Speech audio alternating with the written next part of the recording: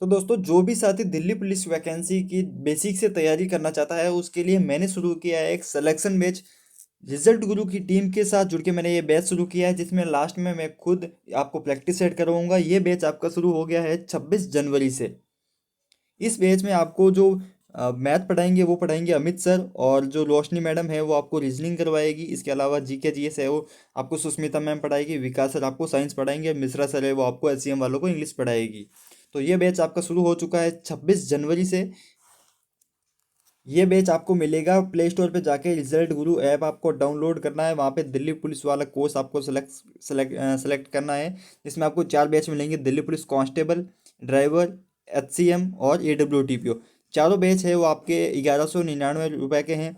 जिसमें आपको coupon code लगाना है अमित 50, जिससे कि आपको 50% का ऑफ मिल जाएगा और 599 रुपये में आपको बैच मिल जाएगा। इस वीडियो में इसमें इस बैच में आपको जो लाइव क्लासेज भी मिलेगी और उन क्लासों को आप लोग बाद में भी देख सकते हो। और जैसे ही आपका चैप्टर खत्म होगा उसमें आपको टॉपिक वाइज प्रैक्टिस सेट भी मिल जाएंगी, मॉक टेस्ट भी मिल जाएंगे। इसके अलावा आपकी जो डाउट सेशन क्लासेज हैं वो अलग से ली जाएगी, ताकि आपका किसी भी तरह का कोई भी सब्जेक्ट का डाउट हो वो लाइव सेशन के दौरान ही आपका डाउट है वो क्लियर हो जाए।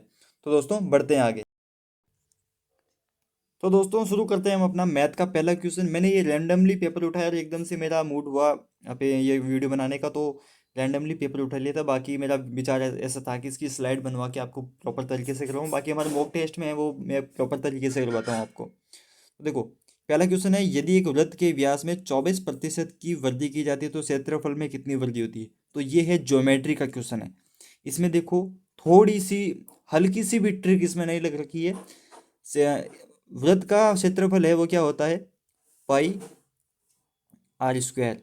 यानी जो क्षेत्रफल है वो त्रिज्या के समानुपात होता है। तो स्क्वायर है तो इसमें देखो वृद्धि की गई है 24 की, तो 2 बार होगी। एक फॉर्मूला होता है, सिंपल सा फॉर्मूला, जब दो दरों को जोड़ते हैं, जब ए की दर 2 बार आती है तो a+b+ab/100। ए का मान यहाँ पे ए भी मतलब बी भी 24 है और ए भी 24 है। 24 दो दरों होती है तब उनको ऐसे ही जोड़ते हैं। 24 प्लस ये कब होगा, जब आपकी प्रैक्टिस अच्छी होगी। 24 प्लस 5, इनका दोनों का गुणा हो जाएगा 576/100 है, तो हम इसे डायरेक्ट लिख देते हैं 5.76। जोड़ बाकी करेंगे तो कितना आएगा अपना 53.76%। ऑप्शन नंबर ए इसमें दे रखा है और इस बंदे ने भी देखो राइट किया है। अब देखो अगला क्वेश्चन देखते हैं, क्वेश्चन नंबर 2। दिलीप और राजेश अलग अलग, ये तो है अपना दिलीप, ये है राजेश बबुआ। अलग अलग एक काम को 20 व 30 दिन में पूरा करते हैं। इसने 20 दिन में किया, इसने 30 दिन में किया। अब इन दोनों का लहसब ले लो, ये आएगा अपना 60। ये गया 3 बार, ये गया 2 बार। अब ये मैंने कैसे किया, मैंने कम से कम मतलब इतने क्वेश्चन प्रैक्टिस कर रखे हैं, तब मैं डायरेक्ट क्वेश्चन को पढ़ते ही लैंग्वेज के साथ साथ में क्वेश्चन का सॉल्यूशन शुरू कर देता हूँ।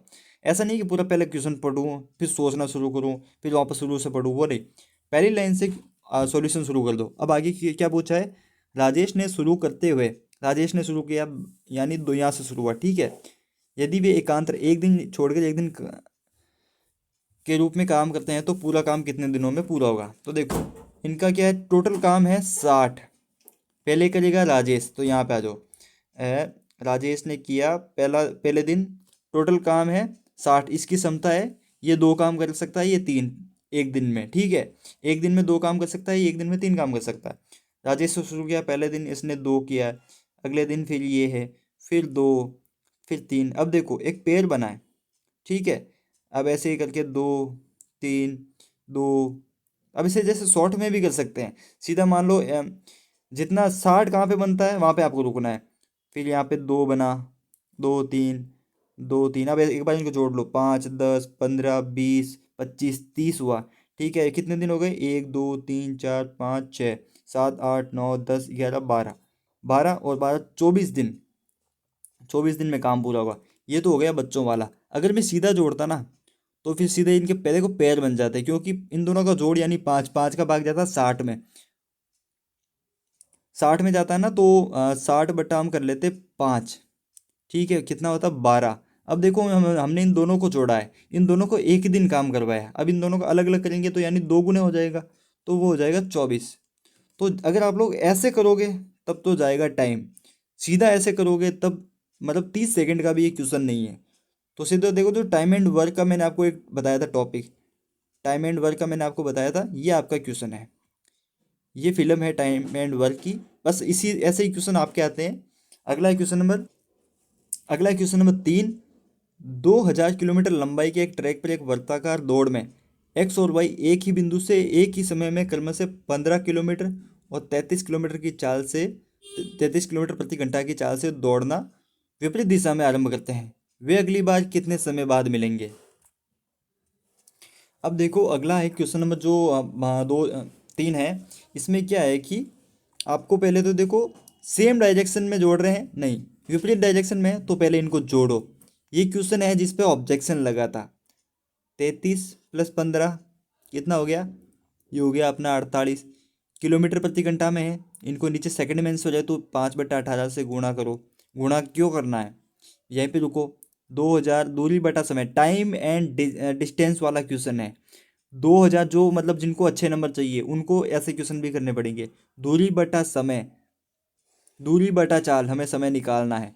समय यहाँ पे निकालना, तो यहाँ पे हो जाएगा दूरी बटा चाल। 48 × 5 ऊपर आ जाएगा 18।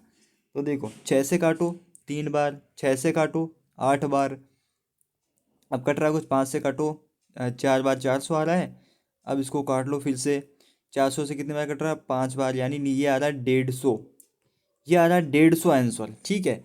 अब इसमें क्या है कि ऑब्जेक्शन वहाँ पे लगा, अगर ये मान लो एक ही दिशा में होते, विपरीत दिशा में जा रहे हैं, अगर एक दिशा में होते तो इनको घटाओ, 33 - 15 कितने हुए? 18। 18 × 5/18, 18 से 18 कट गया, 2000/5, 400 मीटर, 400 सेकेंड। तब ये आंसर राइट होता, लेकिन यहाँ पे विपरीत दिशा में आरंभ करते हैं।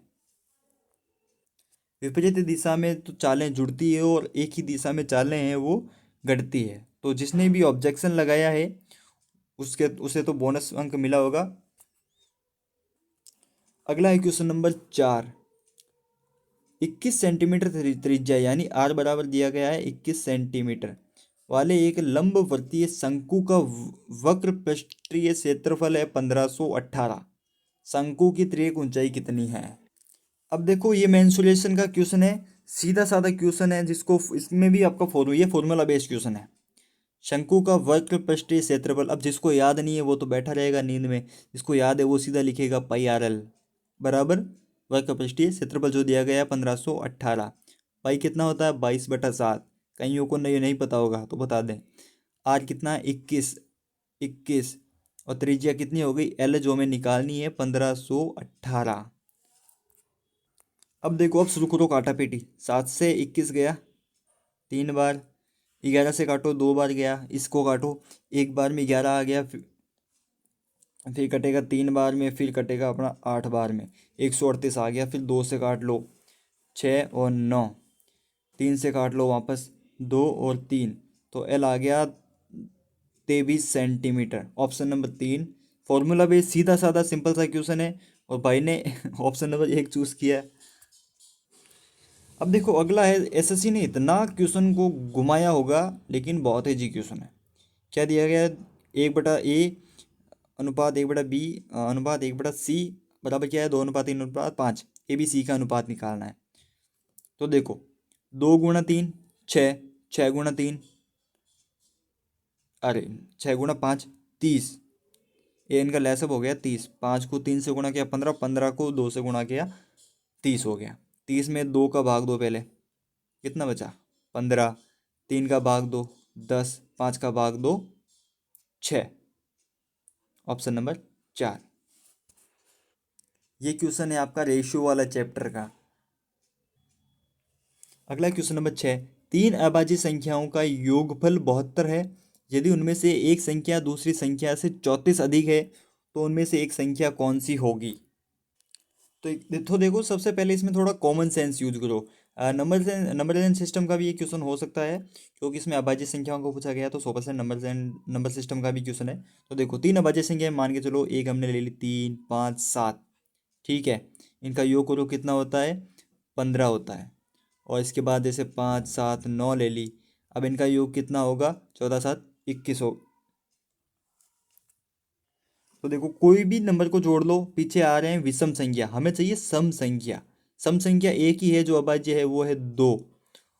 तो इसको 72 में से 2 घटा लो, कितने बचेगा, ऐसे माइनस नहीं करना है, लेकिन आपको ऐसे ही सिखाना पड़ेगा। 70 बचे। अब 70 की दो संख्याएं हैं, इसमें देखो एक संख्या दूसरी संख्या से 24 अधिक है। अब देखो ये 70 है, जो नंबर लिख लो 70। अब 70 में से 24 अधिक है ना, तो पहले एक बार 24 को घटाओ, कितना बचेगा, 46। अब देखो 24 के एक माइनस कर ले, क्या बचेगा, 23। इसमें एक प्लस कर लेंगे, यहाँ घटाया है ना, वो यहाँ जोड़ लेंगे, वो बचेगा 47। तो ये हो गए 23 47, यहाँ पे क्या दे रखा है, 47। और एक हो गई 2, एक हो गई 23। तो ऑप्शन नंबर सी हो गया। अगला क्वेश्चन नंबर 7। एक व्यक्ति चक्रवृद्धि ब्याज पर 3 वर्ष के लिए 5,000 रुपये का निवेश करता है। 1 वर्ष के बाद धनराशि 5,450 हो जाती है। 3 वर्ष के अंत में देय राशि क्या होगी। चक्रवृद्धि ब्याज है, तो हमें इसके लिए सबसे पहले दर निकालनी होगी। दर क्या है, 450। 450 को ऊपर लिखो, दर निकालो, नीचे बेस क्या है, 5,000 गुणा 100 करो। 2 जीरो से 2 जीरो गए, 1 जीरो से 1 जीरो गया। दर है आपकी 9 की, यानी 9% की आपकी दर है। तो दोस्तों इस क्वेश्चन में मैं अपनी जो ट्रिक है, जो मैंने इतने क्वेश्चन इसके सॉल्व किया, तो जो मेरी ट्रिक निकली है वो मैं आपको बताऊंगा। तो देखो इसमें क्या हो जाएगा, जो 9% की दर है इसको एक बार हटा लेते हैं, ताकि हमारे खाली जगह हो जाए। देखो प्रिंसिपल और ये आपका जो फाइनल अमाउंट है वो कितना बचेगा। इसमें क्या करने का पड़ेगा, 3 साल का ना, बेस हो जाएगा कितने दर से, 100 से 109, 3 साल में। तो आप लोग अगर ये करोगे कि 5,000 का बे मतलब 5,000 जो मूलधन है वो निकालोगे, ये आपको कैलकुलेशन करनी पड़ेगी। अगर आपकी कैलकुलेशन की स्पीड है तो ये कर सकते हो, नहीं तो इसको लिख लेते हैं, बाहर आएगा, ठीक है। अब जो मेरा एक फॉर्मूला है वो ये है कि अगर इस तरह की कभी सिचुएशन होती है, 3R.3R इस, अरे यार क्या लिख रहा हूँ मैं, नालायक। 3R. ये पॉइंट है, ठीक है ना, डॉट। 3R² 3R³ ये एक मेरा तरीका है, ये देखना। अब यहाँ से R का मान क्या है, 9।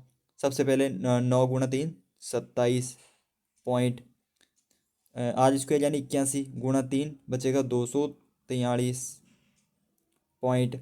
अब R का क्यूब यानी 9 का क्यूब कितना होता है, 9 का क्यूब हो जाएगा अपना 729। इसमें पीछे वाला 3 नहीं है, ये 3 नहीं है, बस आगे वाला 3R. 3R² और R³, इसमें हो जाएगा 729, ठीक है। अब इसमें देखो 29, इसको ले लो 29, 7 को जोड़ दो 43 में, कितना बचेगा 50। 50 यहाँ लिखो। अब ये जो डॉट है ना, ये डॉट यहाँ लगाओ, पीछे बचा 2, 2 को इसमें जोड़ो 29। तो 29.50 29, तो इसे हम शॉर्ट में लिख सकते हैं 129.50। इसमें आगे आपको 1 लगाना है। तो इसको अब गुणा करेंगे 5,000 से, इसको गुणा करेंगे तो हमारा एग्जैक्ट आंसर बनेगा 6,475। मैंने गुणा नहीं किया, लेकिन 100% आपका यही आंसर आएगा। और अगर आपको कैलकुलेशन से करना है तो फिर ये है 109 का क्यूब निकाल लो, सीधा आपका आंसर बन जाएगा। ये शिफ्ट का जो पेपर था बहुत ही अच्छे लेवल का पेपर था। अगला क्वेश्चन नंबर 8। एक रेडियो सेट को 4,534 में बेचने पर राजू को 13% की हानि हुई, तो इसे 6,400 में बेचने पर उसे कितने प्रतिशत लाभ होगा। तो सबसे पहले हमें इसकी मूल राशि निकालनी होगी, कितनी है, 4500, 1 मिनट 1 मिनट 4524। 13% की हानि हुई, कि इसका मतलब क्या है, 87%। ये 87% तो पहले इसका 100% निकालो। देखो इसमें ये 3 से कट रहा है, कितने बार गया, 2, और ये हो जाएगा 29 बार ये गया, और ये गया अपना 1508। अगर इसे 29 से काटेंगे 1508 को, तो 5 बार तो जाएगा 145, पीछे बचा अपना 5, तो वो जाएगा 2 बार में। तो 5200 रुपये उसकी जो है मूल, मतलब उसकी जो उसका जो मूल्य मूल्य है वो हो जाएगा, क्रय मूल्य है वो हो जाएगा अपना 5200 रुपये, तो उसे 6400 में बेचेगा, यानी कितने रुपए ज़्यादा है, 1200 रुपये प्लस करके बेच रहा है भाई। तो 1200 हो जाएगा, उसको टोटल लाभ कितना होगा, 5200 में यहाँ भाग देना है, दो जीरो से ये परसेंट वाले ये जीरो गए, अब 52 का इसमें भाग देना है। तो देखो सबसे पहले जितना ईजी हो उतना ईजी कर लो, दो का भाग दे लो, 600 में गया, ये 26 में, फिर ये हो गया 300, फिर ये हो जाएगा 13, अब 13 का भाग दो, दो बार में गया 26, पीछे बचा 1000, तो तीन बार में गया 39। तो ये ऑप्शन नंबर बी आ गया राइट आंसर। अगला है क्वेश्चन नंबर 9। एक ठोस बेलन का व्यास हमें दिया गया है 28, यानी त्रिज्या कितनी हो गई, 14 सेंटीमीटर। इसकी ऊंचाई हो गई 20 सेंटीमीटर। बेलन का संपूर्ण पृष्ठीय क्षेत्रफल हमें ज्ञात करना। तो देखो इस शिफ्ट में भी सीधा फॉर्मूला बेस्ड क्वेश्चन आपका पूछा गया है। तो देखो बेलन का संपूर्ण पृष्ठीय क्षेत्रफल का फॉर्मूला होता है 2 पाई r h प्लस r। आपको गुणा करना, 2 गुणा 22/7 गुणा 14 गुणा h कितनी है 20, r कितना 14, 34, 7 से गया 2 बार। अब इनका गुणा करोगे तो क्या बचेगा, 2992। डायरेक्ट भी निकाल सकते हो, 2 का 2 से गुणा होगा 4 आएगा, यानी इकाई अंक 4, 4 को 2 से गुणा करो 8 आएगा, 8 को गुणा करो 3 से, पीछे बचेगा 24, 24 का इकाई अंक मतलब 4। मैंने ये कैलकुलेशन गलत कर लिया यार। देखो 2 गुणा 2 4, 4 गुणा 2 8, 8 गुणा कहाँ गया 34, यानी 4 से करना ना 32 आएगा, पीछे बचे यूनिट डिजिट दो, दो एक में ही है। अगला क्वेश्चन नंबर 10। 15 मिनट हो गए हैं यार। क्वेश्चन नंबर 10, गणित में राम रमेश सोमेश और सोहम के अंकों का औसत 65 है, और गणित में रमेश सोहम और मोहन के अंकों का औसत 80 है। क्या लिख रखा है, गणित में राम रमेश सोहेम सोमेश और सोहम, रमेश, अच्छा इसमें राम को हटा दिया है ना, ठीक है। यानी इन चारों का अंकों का औसत हो गया 75, यानी कि 300 तो इन चारों का हो गया जोड़ के। गणित में रमेश सोमेश सोहम, अच्छा इसमें मोहन का जोड़ दिया, इसमें मोहन नहीं है, इसमें इन चारों का हो गया कितना, 4 है ना, तो हो गया 320। अकेले मोहन द्वारा गणित में प्राप्त किए गए अंक कितने हैं, मोहन किस में था, नीचे वाले में, कितने हैं 70 हैं, घटाओ 250 बचे हैं। अब 300 में से 250 को घटाओ, पीछे कितने बचेंगे 50, ऑप्शन नंबर ए। अगला क्वेश्चन नंबर 11। अब ऊपर वाला जो क्वेश्चन था वो था अपना एवरेज का। अगला क्वेश्चन नंबर 11। 2500 की राशियों को दो भागों में इस प्रकार विभाजित किया जाता है कि यदि एक भाग को 5% वार्षिक साधारण ब्याज पर, दूसरे को 6% साधारण ब्याज पर रखा जाए, तो वार्षिक रूप में प्राप्त होने वाला ब्याज 140 होगा। तो 5% वाले कितनी राशि उधार दी हुई, 2500, टोटल कितना हमें ब्याज मिला 140 रुपये, 100 से गुणा करो। इसको देखो काटना मत, 25 को 4 बार में गया, ठीक है, एक जीरो से एक जीरो गया, ये हो जाएगा अपना 56/10, यानी 5.6 की दर हमें नहीं मिली। एक एक तो 5%, एक 6%, 5.6, इनका अंतर निकलो निकालो कितना बचेगा 0.4, इनका अंतर 0.6, इनका अंतर है, इनका अंतर बचेगा 0.4, यानी 2:3 में।